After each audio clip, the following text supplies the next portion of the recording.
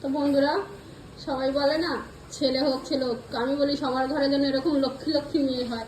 আজকে তো আমার খুব শরীর খারাপ, কিন্তু আমি একদম উঠতে পারছি না। তা প্রিয়া সোনা বললো, আর রবিবার আছে, রবিবারে একটা দিনে আমরা বাড়িতে থাকি, দোকান তো সারা সপ্তাহ চলে, তো রান্না ওই করে নিচ্ছে। তা রবিবারে চেষ্টা করো একটু মাটনটা নিয়ে আসার, কেন বাচ্চারাও খুশি হয়।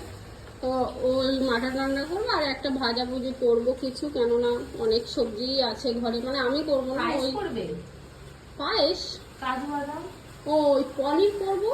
ও আর দুধ।